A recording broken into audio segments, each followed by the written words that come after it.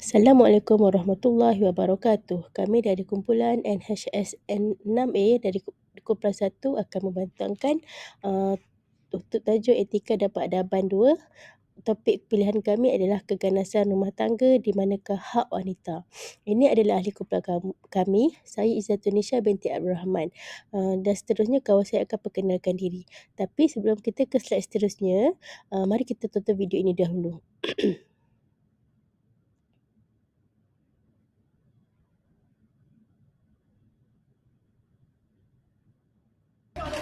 Lauk ni sedap kau masak kan? Aku suka. Kau suka? Ha! Kau makan. Kau makan. Kau makan.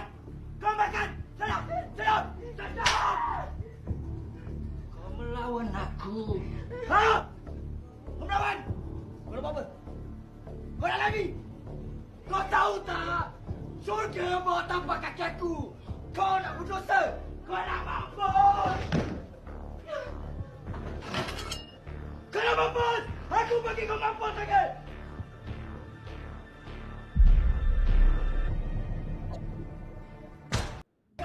Okay, daripada video ini kita dapat lihat banyak berlaku. Ini adalah contoh berlakunya keganasan rumah tangga kepada wanita.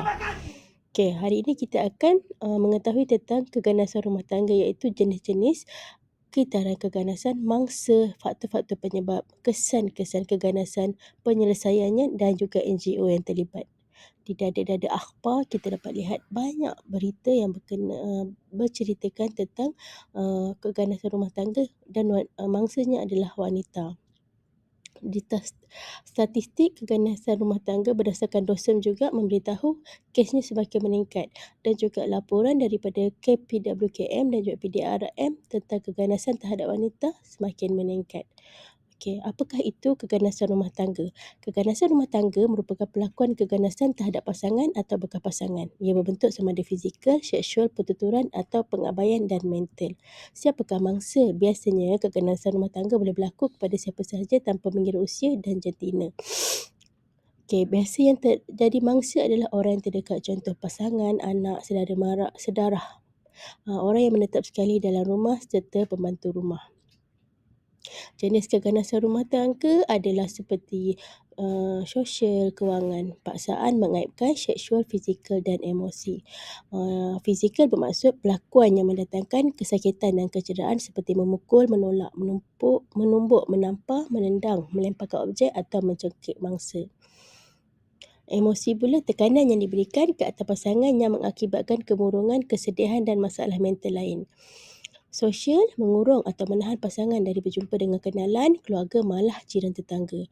Dari segi kewangan pula, menahan hak isteri untuk mendapat nafkah serta menghalang pasangan untuk berbelanja, mencuri atau menggelapkan wang pasangan. Dari segi paksaan, memaksa pasangan untuk melakukan perkara-perkara tanpa kerelaan dirinya seperti minum arak, memakai pakaian tidak senonoh atau melacurkan diri.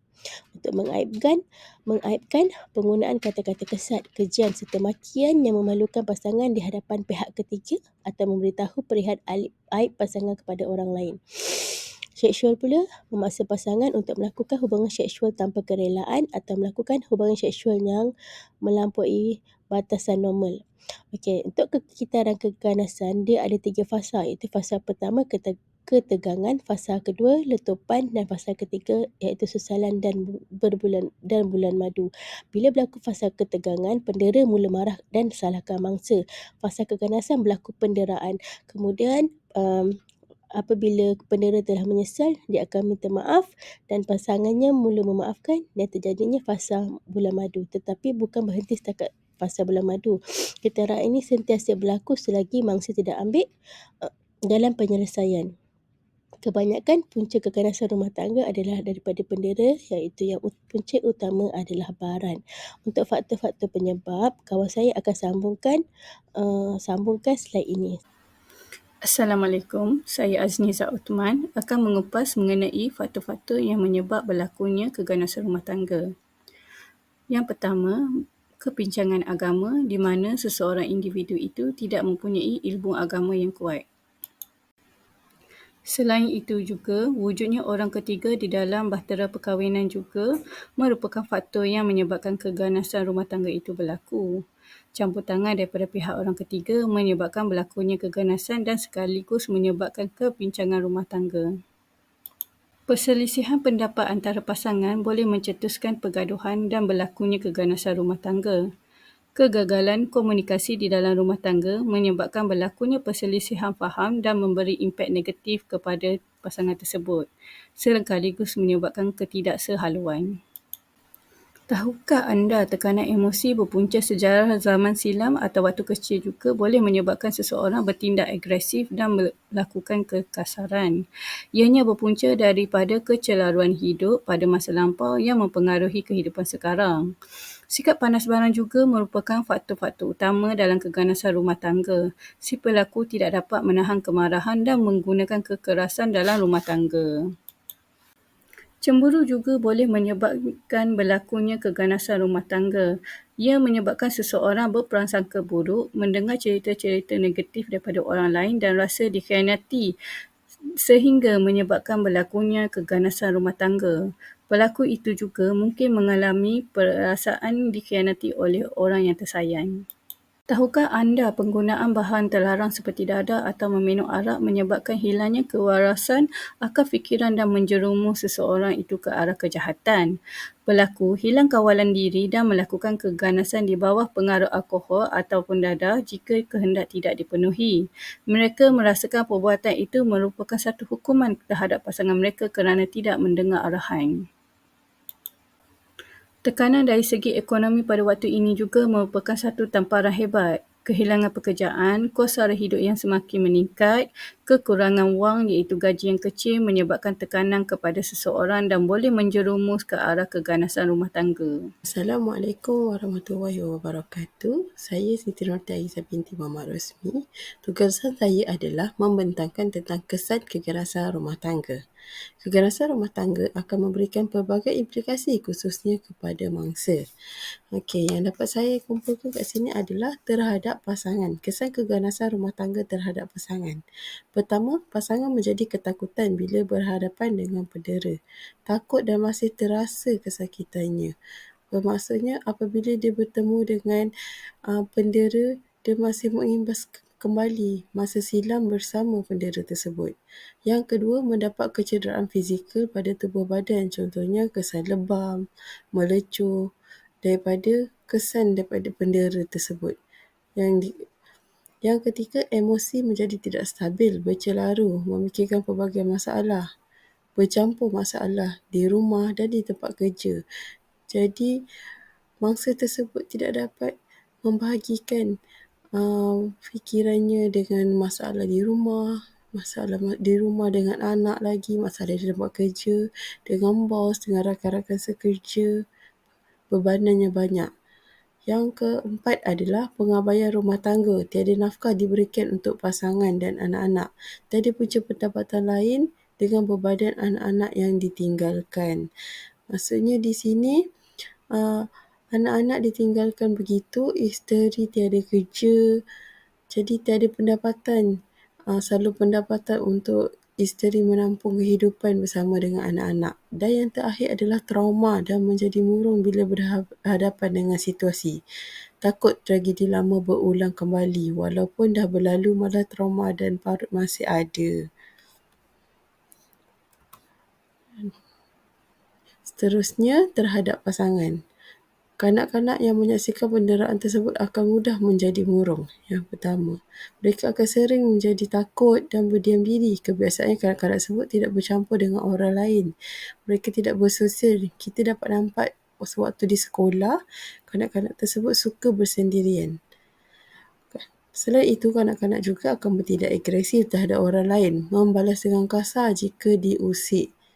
Suka memberontak, senang memberontak. Maksudnya kalau ada orang cari masalah, senang dia akan memberontak ataupun naik marah.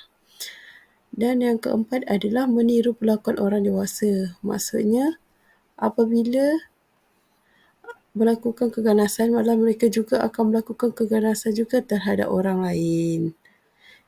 Tertekan dan trauma dengan pergaduhan mak ayah, sentiasa bertengkar, kanak-kanak tidak dapat fokus dengan pelajaran. Asyik memikirkan masalah di rumah, asyik terngiang-ngiang pergaduhan ibu dan ayah mereka. Dan yang terakhir adalah menjadi mangsa penderaan juga. Ini kerana salah satunya mereka ingin membantu ibunya kena pukul, dia juga akan kena pukul sekali. Ada satu ungkapan hadis yang terdapat daripada Rasulullah, perlu dijadikan pegangan ya. Orang mukmin yang paling sempurna imannya siapa yang paling baik perilakunya, dan bukan yang paling banyak solatnya, bukan yang paling banyak hafalan Qurannya, bukan paling banyak hafalan hadisnya, bukan paling panjang janggutnya, tidak, tapi yang menjadi kayu ukur kuatnya iman orang itu ialah akhlaknya. Assalamualaikum warahmatullahi wabarakatuh. Saya Nofara Iza binti Yusuf Syukri. Saya akan menyambung pembentangan ini yang bertajuk penyelesaian keganasan rumah tangga yang kita boleh dapatkan bantuan daripada agensi kerajaan. Yang pertama iaitu Talian Nur 15999. Yang kedua, kita boleh merujuk Jabatan Kebajikan Masyarakat JKM untuk mendapatkan Perintah Perlindungan Kecemasan EPO. Yang ketiga, iaitu kita boleh mendapatkan pertolongan di Pusat Khidmat Krisis Sehenti OSCC, di mana mangsa boleh merujuk di hospital kerajaan, unit kecemasan dan trauma. Selain itu, laporkan kes keganasan ini dalam rumah tangga kepada polis dan memohon perintah perlindungan interim di mana-mana balai polis berdekatan. Yang keempat, Jabatan Aduan Guaman. Yang kelima, Pejabat Agama Islam. Selain itu, kita juga boleh dapatkan bantuan daripada agensi bukan kerajaan, NGO, iaitu Pertubuhan Pertolongan Wanita, Pusat Perubahan Wanita, Lembaga Penduduk dan Pembangunan Keluarga, Awam, and Befrienders. Selain itu juga kita boleh dapatkan kaunseling perkahwinan sama ada bersama kaunselor bertauliah atau kaunselor di pejabat agama. Sokongan moral kepada mangsa daripada orang sekeliling, terutamanya ahli keluarga, rakan yang bersikap prihatin dan mengambil berat terhadap keberadaan mereka boleh membantu dalam penyelesaian keganasan rumah tangga.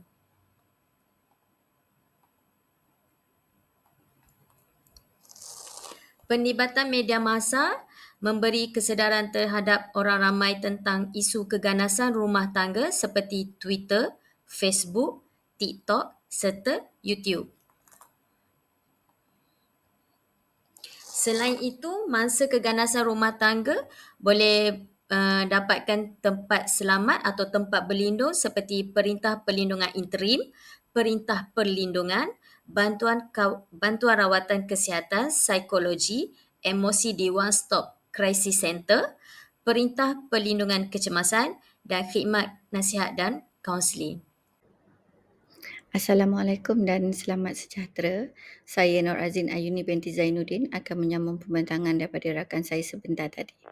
Di sini merupakan senarai penglibatan NGO yang terlibat dalam membantu dan melindungi wanita dan kanak-kanak yang terlibat dalam keganasan rumah tangga. Antara NGO yang terlibat adalah Women Centre for Change, Women's Aid Organisation, Talian Kasih, Befrienders dan All Women's Action Society iaitu Awam. Keganasan rumah tangga berpunca daripada tekanan individu iaitu daripada segi emosi, ekonomi, kejadian curang dan penyalahgunaan bahan-bahan teralang seperti dadah dan sebagainya. Jalan penyelesaiannya adalah melalui campur tangan pihak ketiga seperti kaunseling dan rujukan kepada pejabat agama. Badan kerajaan dan NGO ini wujud bagi membantu dan melindungi mangsa-mangsa yang teraniaya yang terlibat dalam keganasan rumah tangga. Jadi, jangan diamkan diri anda jika anda terlibat dalam keganasan rumah tangga dan menjadi mangsa keganasan rumah tangga. Laporkan keganasan rumah tangga yang berlaku dan marilah bersama kita membanteras keganasan rumah tangga. Elakkan diri anda berterusan menjadi mangsa keganasan rumah tangga. Sekian, terima kasih.